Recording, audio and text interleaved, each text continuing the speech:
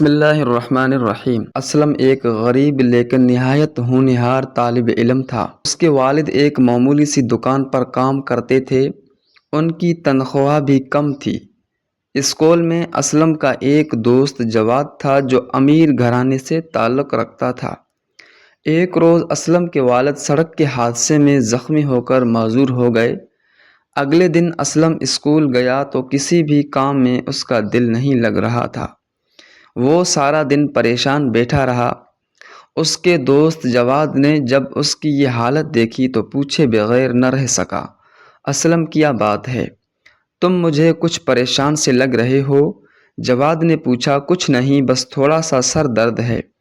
اسلم نے ٹالنا چاہا، اگر کوئی پریشانی ہے تو مجھے بتاؤ، میں تمہارا مخلص دوست ہوں، میں ضرور تمہاری مدد کروں گا۔ جواد سے اپنے دوست کی پریشانی دیکھی نہ گئی تو اس نے پھر پوچھا۔ اسلم نے سوچا کہ وہ اگر جواد کو اپنا سارا مسئلہ بتا دے تو شاید اس کے دل کا بوجھ کچھ کم ہو جائے۔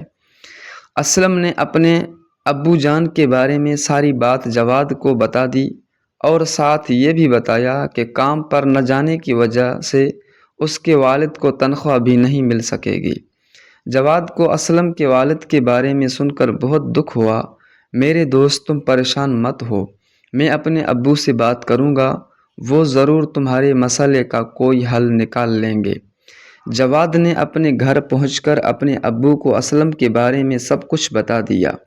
یہ سب کچھ جان کر جواد کے ابو کا دل بھی غم سے بھر گیا اور انہوں نے اسلم کی مدد کرنے کا فیصلہ کیا۔ اگلے روز اتوار کی چھٹی تھی۔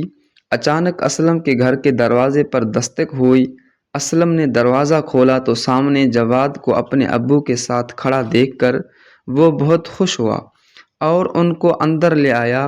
جواد کے ابو نے بات شروع کی اور اسلم کے ابو کو تسلی دی، آپ بالکل نہ گھبرائیں، جب تک آپ مکمل صحت یاب نہیں ہو جاتے گھر کے خرچ کی طرف سے بے فکر ہو جائیں، دواؤں کا خرچ اور اسلم کی فیس کا بندوبست بھی ہو جائے گا۔ ہم کوشش کریں گے کہ آپ کے گھر والوں کا پوری طرح سے خیال رکھیں۔ یہ سن کر اسلم کے ابو کی آنکھیں آنسو سے بھر گئیں اور انہوں نے جواد کے ابو کا شکریہ ادا کیا اور اس سے اسلم اور جواد کی دوستی مضبوط ہو گئی۔